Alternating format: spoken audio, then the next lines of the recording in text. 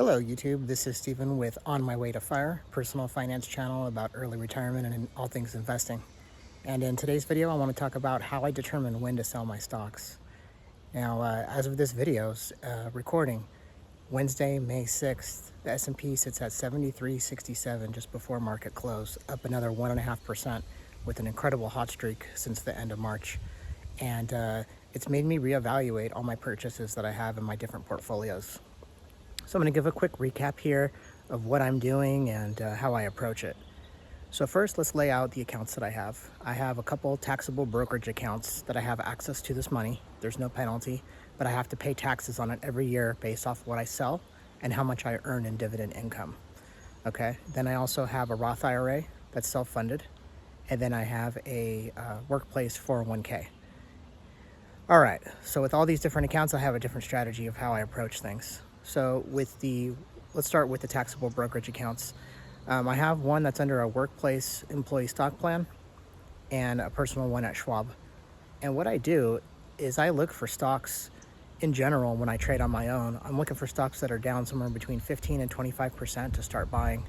And ideally, I like to have one that has a dividend. And I'll just keep buying shares, onesie, twosie. If I have cash, maybe 5 to 10 at a time. And over the course of a few years, I can build up serious positions where I have hundreds of shares, if not thousands of shares. And the way I look at it is, that has different advantages compared to the retirement accounts.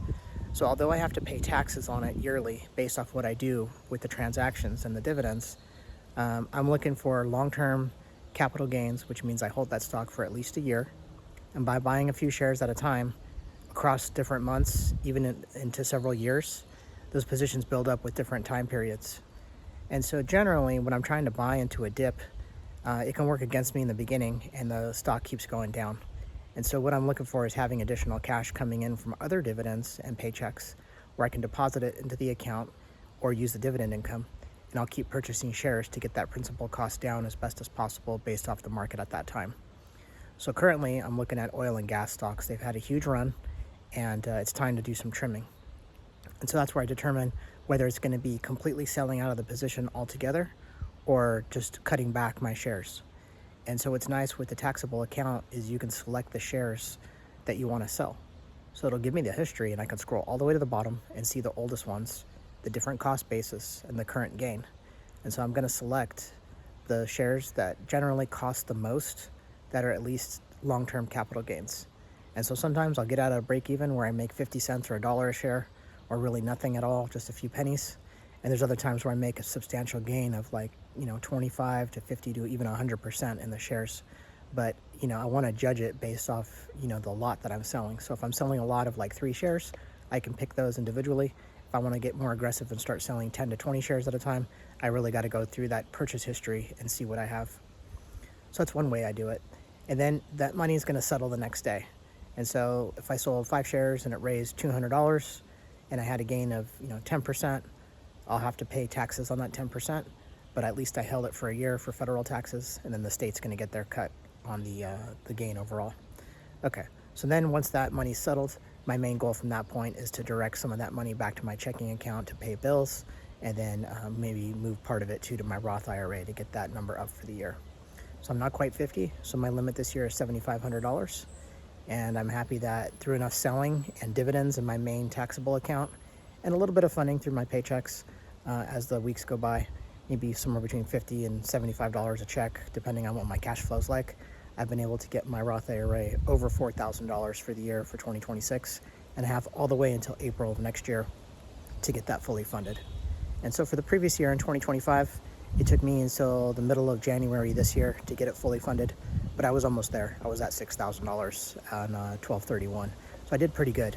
And in prior years, it took me into April, pretty much the deadline, to try to get it funded for the year. So I've been improving on that, so I'm happy to see that advancing. Okay, so then the next part, there's possibility that the shares are short-term gains and I just don't want to be in that stock anymore. I'm going to go ahead and take the tax hit on it for the federal. And if it's really not a lot of shares, somewhere between 10 and 20, and the gain's minimal, like $20 to $50, it's not going to make much of a difference on the taxes. And so I'll just sell it to get out of the position. And in general, I don't normally want to take a loss. I don't think anybody wants to take a loss, but I can wait it out. And there's times where I thought I could wait it out 6 months and it ended up taking 3 to 4 years to get that money back.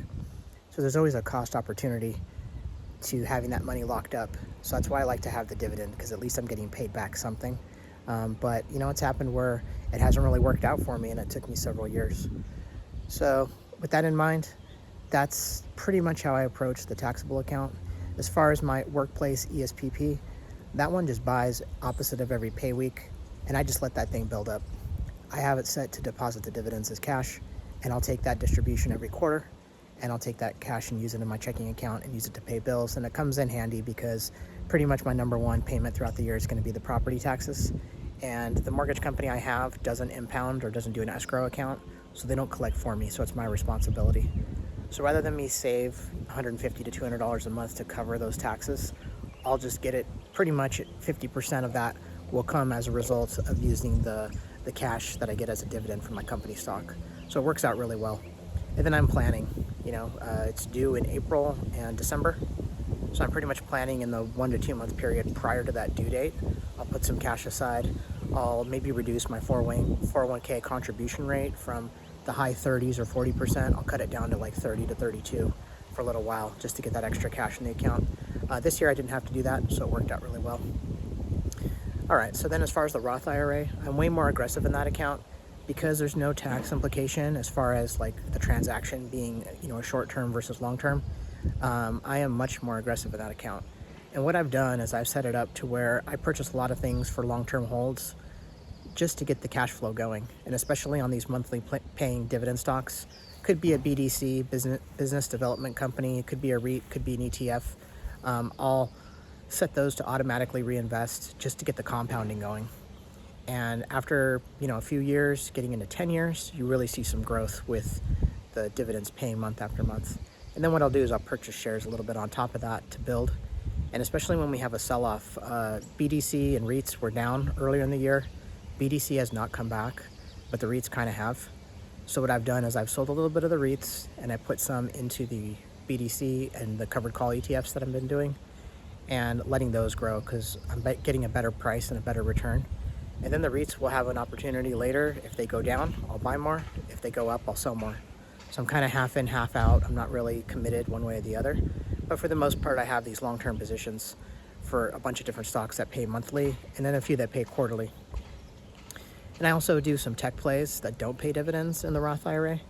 And on those, I really try to hold out for the best possible price. I'm not in a rush to sell. And if I get a gain of 200%, it's possible. SoFi was probably my best trade last year. I think I was able to sell shares in the low 30s. And at one point, the stock kept going down below 20. I was just aggressively buying. Got all the way down to I think $6 or $7. And what I did is I held on to those shares and I sold everything from $20 to $15, got all that money back, and I sold between 25 and 30. And then all that cash rebuilt. I was able to put it in REITs and other stuff, like I was talking about here with the BDCs and the other dividend-paying stocks. I was able to put that money to work while it was low. And then I just held on to those $6 shares. And so SoFi ended up selling off from 30 bucks all the way down to, I think, about $15 recently, and it's back up a little bit. So I'm kind of keeping my eye on it to see if I want to buy some more here.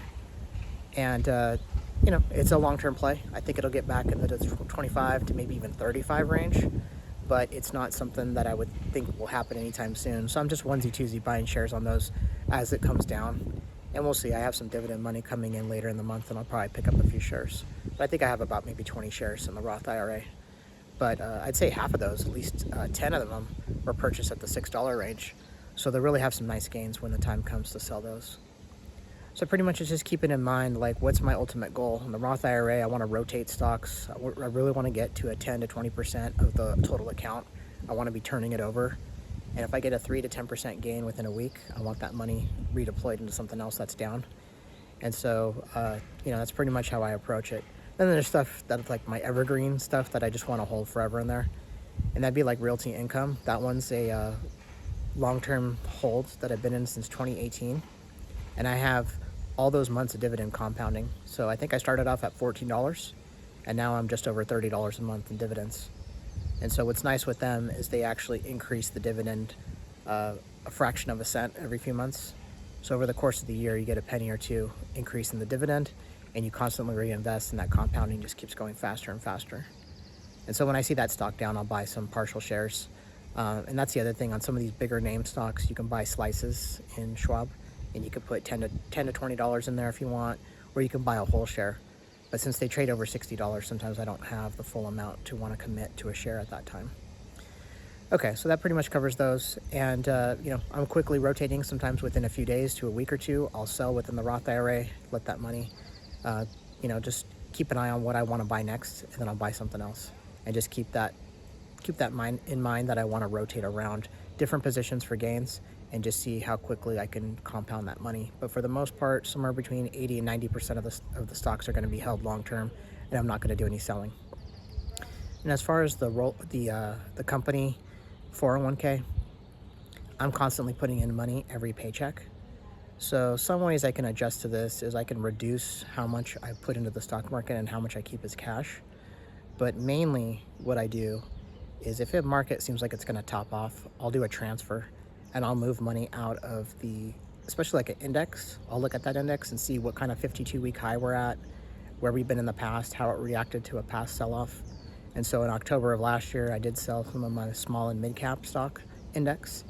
And then what I did is within probably February, again in March, when things were down, I transferred some of that cash back into those.